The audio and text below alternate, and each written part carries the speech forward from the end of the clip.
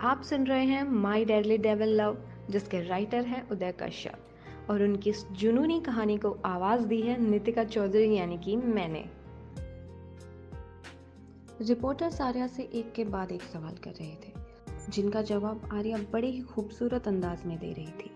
साथ ही हर जवाब के साथ एक तर्क देकर उन रिपोर्टर्स को अपने सवाल बदलने पर मजबूर कर रही थी। इसी बीच एक रिपोर्टर ने आर्या से एक ऐसा सवाल पूछा जिसे सुन उस पूरे हॉल में शांति छा गई। आर्या का मुस्कुराता चेहरा भावहीन हो गया। सभी लोग आर्या के जवाब का इंतजार कर रहे थे। वहीं शब्दों की मलिका को इस तरह शांत देख रिपोर्टर्स के चेहरे पर एक जीत भरी मुस्कान आ गई। इसी बीच वो रिपोर्टर जिसने सवाल किया था, वो एक बार फिर बोला, बताइए मिस आर्या, आखिर आप एक माफिया में ऐसा क्या देखती हैं जो आप उसे अपना हमसफर बनाना चाहती हैं? जवाब दीजिए, हर कोई आपके जवाब का बेसब्री से इंतजार कर रहा है। उस रिपोर्टर की बात सुन आर्या उसे अपनी तेज हरी निगाहों से घूरने लगी और अचानक ही उसके चेहरे पर एक शैतानी मुस्कान तैर गई। उसने माइक पर अपनी पकड़ कस ली और अपनी जगह से खड़ी होकर बिना किसी भाव के बोली, मैं एक माफिया में क्या देखती हूँ, क्यों देखती हूँ? इसका जवाब मैं अपनी कहानी और अपने रचे किरदार से दे चुकी हूँ। लेकिन अगर फिर भी आप जानना चाहते हैं तो ध्यान से सुनिए। इतना कहकर आर्या ने गहरी सांस ली और स्टेज पर इधर उधर चहलकदमी करते हुए वहां मौजूद लोगों को देखने लगी। हर एक शख्स बेसब्री से आर्या के जवाब का इंतजार कर रहा था और आर्या भी सवाल का जवाब देने के लिए बिल्कुल तैयार थी, जिसका गवाह उसके चेहरे की विश्वास भरी मुस्कान थी। उसने चलते चलते अपनी आंखें बंद कर ली और अपने दिल में मौजूद माफिया के लिए प्यार और आकर्षण को महसूस करते हुए धीमी आवाज में बोली, इस पराई सी दुनिया में वो अपना सा लगता है। जानती हूँ गलत है वो, फिर भी अच्छा लगता है। कोई मुझे भी शिद्दत से चाहे, बस यही ख्वाब देखती हूँ। एक हैवान और शैतान से इश्क की ख्वाहिश रखती हूँ। जानती हूँ नामुमकिन है, लेकिन फिर भी तय कर लिया है। इस लेखिका के दिल ने एक बेदर्द माफिया को अपने हमसफर के रूप में चुन लिया है। आर्या अपने एहसासों में बिल्कुल गुम थी। माफिया को लेकर उसके दिल में जो भाव थे, वो उन्हें अपनी इन पंक्तियों के जरिए बयां कर रही थी। आर्या अच्छे से जानती थी कि वो जिन्हें चाहती है वो गलत हैं, लेकिन वो कुछ नहीं कर सकती थी क्योंकि दिल पर तो उसका भी कोई जोर नहीं। माफियाओं को लेकर उसके दिल में जो ख्याल थे वो सभी काल्पनिक थे। उसे लगता है सारे माफिया वैसे ही होते हैं जैसा उसने उन्हें अपनी कलम से उतारा है, लेकिन असलियत क्या है इससे आप और हम बखूबी वाकिफ हैं। माफिया और उनकी दुनिया कितनी डरावनी, रहस्यमयी और खौफनाक है, वो आपसे और हमसे कहाँ ही छिपा है। ऐसे में उन्हें सिर्फ कल्पनाओं के जरिए चाह रही आर्या का सामना जब एक असली माफिया से होगा, तब उसके दिल पर इसका क्या प्रभाव पड़ेगा, ये देखना वाकई दिलचस्प होगा। आर्या, जो कि अपने ख्यालों की दुनिया में गुम थी, उसके कानों में अचानक ही तालियों की आवाज पड़ी, जिसे सुन वो अपने ख्यालों से जाग गई और वहां मौजूद लोगों को देखने लगी। सारे रिपोर्टर्स के मुंह खुले के खुले रह गए थे। आर्या ने अपने शब्दों की कला से उन्हें एक ऐसा जवाब दिया था कि वो सब के सब उसके दीवाने हो गए। हर एक शख्स उसके लिए तालियां बजा रहा था और उसकी कला को सराह रहा था। ऐसे ही कुछ देर और शब्दों और सवालों का खेल चला। उसके बाद इस शाम के ख़त्म होने का वक्त आ गया। आज की शाम आर्या की मासूमियत और उसकी शब्दों से खेलने की इस कला ने वहाँ मौजूद हर एक शख्स का दिल जीत लिया था। वैसे भी शब्दों के खेल में एक लेखक को हराना मुश्किल ही नहीं, नामुमकिन है। आज आखिर कहानी में ही सही एक लेखक को वो प्यार और सम्मान तो मिला जो वो डिजर्व करते हैं, वरना असलियत में तो लेखकों के लिए ना इज्जत है ना ही प्यार। लोगों से आर्या को सिर्फ प्यार ही नहीं, बल्कि एक ऐसा उपहार भी मिला जिसे पाने का ख्वाब हर एक लेखक देखता है। आर्या को उसके चाहने वालों ने एक ऐसी संज्ञा दी जिसे पाने का ख्वाब हर एक लेखक देखता है। उसकी फैंस ने उसे द क्वीन ऑफ वर्ड्स की संज्ञा दी, जिसकी शाब्दिक अर्थ है शब्दों की मलिका। अपने फैंस के मुंह से बार बार ये उपाधि सुन और इससे जुड़े प्यार और सम्मान को महसूस कर आर्या की आंखें नम हो गई। उसने घुटनों के बल बैठकर मंच को अपने माथे से लगा लिया और अपनी आंसुओं से उसका अभिषेक कर रुंधे स्वर में बोली, आप लोगों को अंदाज़ा भी नहीं है आज आपने मुझे क्या दिया है। एक स्कूल प्ले से लेकर लेखन की शुरुआत करने वाली इस लेखिका को आपने शब्दों की मलिका बना दिया। ये खिताब और आप सबका प्यार मेरे लिए बहुत स्पेशल है। इतना कि मैं बयां भी नहीं कर सकती, आंसू पोंछकर। लेकिन इतना ही कहूँगी, आपके लिए इस खिताब का मान ये आर्या सहगल ज़रूर रखेगी और भविष्य में भी आपको अपने कलम से रचे किरदारों से मिलाती रहेगी। ये आपसे आपकी मलिका का वादा है। इतना कहकर आर्या खड़ी हुई और अपने आंसू पोंछते हुए मंच से उतरने लगी। कमाल की बात है ना, जब मंच पर चढ़ी तो आर्या थी और अब जब मंच से उतर रही है तो मलिका है। वो भी कोई आम नहीं बल्कि शब्दों की मलिका। आज एक ऐसा खिताब उस 20 साल की लड़की ने पाया है जिसे पाने के लिए लेखकों की उम्र बीत जाती है। आर्या जैसे जैसे मंच से उतर रही थी वैसे वैसे हर कोई उसकी ओर बढ़ रहा था, लेकिन गार्ड्स अपना काम बखूबी कर रहे थे। हर शख्स की जुबान पर सिर्फ आर्या का नाम था और हर कोई उसे शिद्दत से देख रहा था। शब्दों की मलिका का भविष्य क्या है ये तो कोई नहीं जानता, लेकिन इतना ज़रूर पता है कि इनकी ज़िंदगी में जुनून, सनक और दीवानगी की सुनामी आने वाली है, जो इन्हें बहाकर इस तरह बेरहम दुनिया से मोहब्बत के स्वर्ग में ले जाएगी। अपने चाहने वालों को बेचैनी और तड़प के सागर में डुबो हमारी शब्दों की मलिका कार में बैठ अपने आशियाने के लिए रवाना हो गई। वैसे तो आर्या की हर ख्वाहिश पूरी हो गई थी, एक सामान्य लेखिका से शब्दों की मलिका बन गई थी, लेकिन अब भी उसकी जिंदगी की एक ख्वाहिश अधूरी थी, जो कि कुछ और नहीं बल्कि एक माफिया को अपने हमसफर के रूप में पाने की थी। लेकिन सवाल तो यही है कि क्या उसकी ये ख्वाहिश पूरी होगी? क्या उसे वो मिलेगा जो वो चाहती है? क्या एक माफिया को उससे इश्क होगा? इन सभी सवालों का जवाब तकदीर से बेहतर और कोई नहीं दे सकता, और शायद तकदीर का जवाब हाँ है। एक और जहां भारत में आर्या और उसकी नोवेल ट्रेंडिंग लिस्ट में नंबर 1 पर थी, तो वहीं दूसरी ओर ग्लोबल ट्रेंडिंग लिस्ट में इस वक्त एक नाम बेहद तेजी से ट्रेंड कर रहा था। बल्कि सिर्फ ट्रेंड ही नहीं, जिस तरह से जंगल में आग फैलती है उसी तरह वो नाम पूरी दुनिया में फैल रहा था। न्यूज़ चैनल्स में एंकर्स की जुबान पर सिर्फ एक ही नाम था, किंग ऑफ डार्कनेस लूसीफर। ये नाम सोशल मीडिया पर हर बीतते सेकंड के साथ फैल रहा था। ट्विटर पर एक दूसरी पोस्ट सिर्फ इसी नाम का जिक्र कर रही थी। ये न्यूज़ इतनी तेज़ी से वायरल हो रही थी कि अब भारत में भी हर न्यूज़ चैनल पर बस यही खबर चल रही थी। जो चैनल कुछ देर पहले तक आर्या के नाम से गूंज रहे थे, अब उन चैनल के एंकर सिर्फ और सिर्फ लूसीफर का नाम ले रहे थे। रात के 12 बजे भारत को जगने पर मजबूर कर देने वाली इस सनसनीखेज खबर को हमारी शब्दों की मलिका अपनी आंखों में एक अजीब दिलचस्पी लिए देख रही थी। और दिलचस्पी ले भी क्यों ना, आखिर बात डेविल से जो जुड़ी है।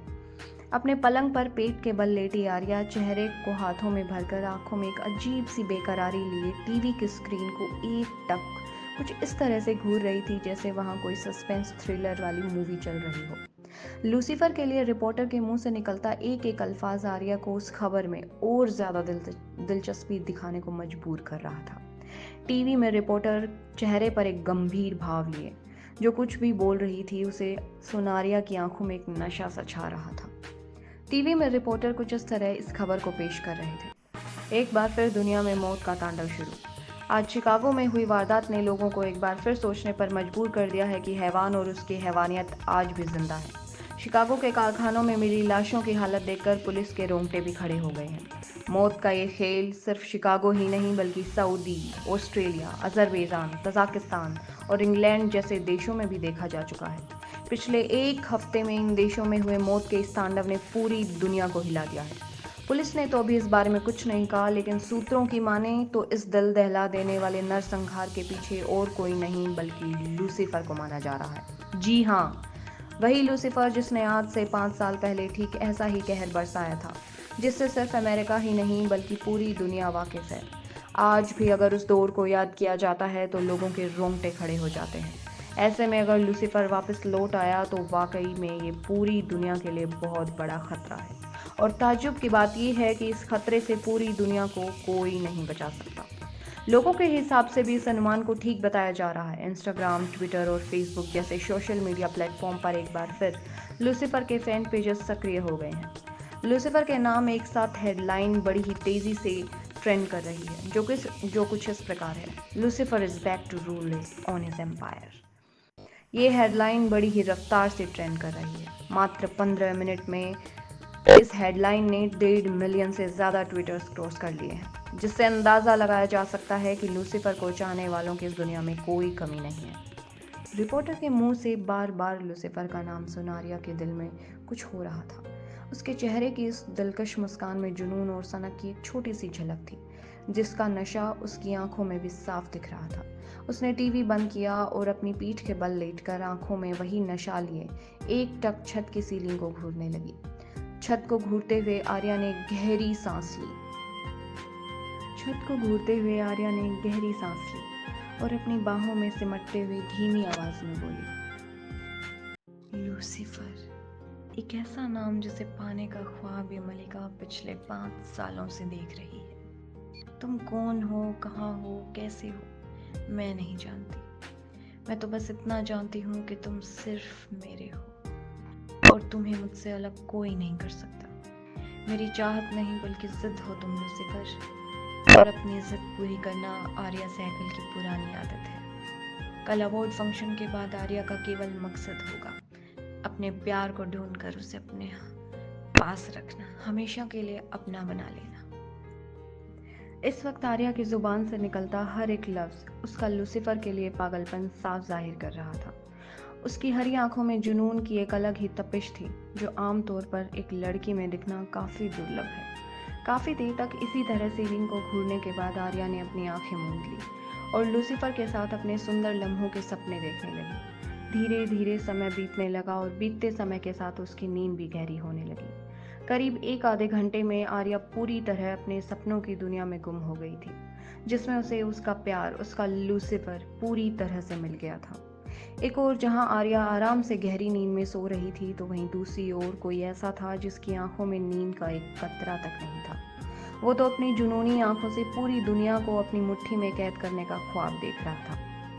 7 समंदर पार दुनिया की सबसे बड़ी महाशक्ति कहलाने वाले अमेरिका में कोई ऐसा था जिसके अस्तित्व से आज हर बड़े देश की सुरक्षा व्यवस्था पर सवाल उठ रहे हैं। हर वो देश जिसमें मौत का वो अविस्मरणीय खेल खेला गया था, वो अपनी सुरक्षा व्यवस्था को और अधिक मजबूत करने का प्रयास कर रहा था, लेकिन उनका हर प्रयास हर तरह से नाकाम होता नजर आ रहा था, क्योंकि तबाही और मौत का तांडव कहीं से भी शांत होता नजर नहीं आ रहा था। अमेरिका के फ्लोरिडा शहर में भीड़ भाड़ वाले इलाके से काफ़ी दूर घने जंगलों के बीचों बीच मौजूद एक खूबसूरत बंगला, जो दिखने में जितना आकर्षक था उससे कहीं ज़्यादा डरावना लग रहा था। बंगले के आसपास का वातावरण बिल्कुल शांत था, इतना कि हवा की आवाज़ को भी साफ सुना जा सकता था। पूरा बंगला बहुत ही बड़ी तादाद में गार्ड से घिरा हुआ था, लेकिन वहाँ के शांत माहौल को देख ऐसा लग रहा था जैसे मानो वहाँ कोई था ही नहीं। इस सब के अलावा वहाँ गौर फरमाने के लिए एक और चीज़ थी, जो थी उस खूबसूरत और आलीशान बंगले के गेट पर लगी नेम प्लेट, जिस पर सुनहरे रंग से कुछ ऐसा उकेरा गया था जो उस बंगले की खूबसूरती और उसमें रहने वाले शख्स पर बिल्कुल सटीक बैठ रहा था। बंगले की नेम प्लेट पर बड़े बड़े अक्षरों में साफ साफ लिखा था, सैटिन्स हेवन। स्वर्ग की तरह वो बंगला सुंदर तो था ही, और उसमें रहने वाला भी कोई शैतान से कम नहीं था। बंगले के अंदर जितने भी लोग थे, सब के सब डरे सहमे से खड़े थे। नौकरों के चेहरों पर भी डर की लकीरें साफ दिख रही थी। हर कोई अपनी सांसों को रोक जैसे तैसे काम कर रहा था कि तभी उनके कानों में एक दर्द भरी चीख सुनाई दी, जिसे सुन बंगले के अंदर और बाहर खड़े सभी गार्ड्स डर से थर थर कांपने लगे। नौकर तो इस कदर डर गए थे, किसी के हाथ से गर्म पानी का बर्तन गिर रहा था तो कोई बर्तनों को लेकर खुद ही गिर गया था। इस वक्त हर एक का चेहरा डर से पीला पड़ चुका था, जिसके पीछे का कारण वो दर्द भरी चीखें थी जो उस खूबसूरत आशियाने के आखिरी छोर से आ रही थी। बंगले के आखिर में मौजूद एक कमरा, जिसके बाहर चेहरे पर बेहिसाब खौफ लिए 2 गार्ड्स खड़े थे। उस पूरे एरिया में रोशनी के नाम पर सिर्फ कुछ छोटे बल्ब जल रहे थे, जिनसे निकलती लाल रोशनी वहां मौजूद अंधेरे को हटाने में नाकाम साबित हो रही थी। उन दोनों गार्ड्स की हालत खराब हो रही थी। अमेरिका के ठंडे तापमान में भी उनका बदन पसीने से लथपथ था। अंदर से आती दर्द भरी चीखें उनके जिस्म से उनकी रूह को धीरे धीरे अलग कर रही थी। उन दर्द भरी चीखों से अंदाज़ा लगाया जा सकता था कि अंदर मौजूद हैवान किस तरह से अपनी हैवानियत दिखा रहा है। कमरे के अंदर का दृश्य इतना ज़्यादा खौफनाक था कि उसे किसी सामान्य व्यक्ति द्वारा देख पाना मुश्किल ही नहीं, नामुमकिन था। चारों ओर खून फैला हुआ था। कमरे का फर्श मांस के टुकड़ों और इंसानी अंगों से भरा हुआ था। कमरे में रोशनी के नाम पर सिर्फ 2 मशाल जल रही थी, जिनकी रोशनी में उस बेरहम हैवान की हैवानियत भरी हेजल आंखें चमक रही थी, जो बेहद डरावनी लग रही थी। कमरे के बीचों बीच अपनी राजा जैसी कुर्सी पर बैठा वो हैवान सिगरेट के कश लेते हुए एकटक अपनी बेरहम निगाहों से सामने पड़ी लाशों को घूर रहा था। अचानक ही उसने अपनी आंखें बंद कर ली और धीरे धीरे सिगरेट का धुआं छोड़ते हुए अपनी बिना किसी भाव की सर्द आवाज में बोला, सोचा था शरीफ बनकर शराफत की जिंदगी जीऊंगा, लेकिन लोगों को ये रास नहीं आया और उन्होंने मुझे एक बार फिर हैवान बनने पर मजबूर कर दिया। और अब जब हैवान वापस आया है तो हर तरह से कहर बरसाएगा, इस कदर अपनी हैवानियत दिखाएगा कि हैवानियत को भी खुद पर नाज होगा। इतना कहकर वो जोर जोर से डरावनी हंसी हंसने लगा, जिससे वो पूरा बंगला गूंज उठा। उस हैवान की वो हंसी इतनी ज्यादा डरावनी थी कि उसे सुन बंगले में मौजूद हर शख्स का शरीर थर थर कांपने लगा। नौकर से लेकर बंगले के माली तक हर एक शख्स की रूह उस डरावनी हंसी को सुन सिहर रही थी। अचानक ही हंसते हंसते उस शख्स का चेहरा भावहीन हो गया और वो बिना किसी भाव के सख्त आवाज में बोला, Devil is back to conquer this world. आज के लिए बस इतना ही। मिलते हैं अगले पार्ट में। तब तक के लिए स्वस्थ रहें, मस्त रहें and don't forget to like, share and subscribe our channel. Bye bye.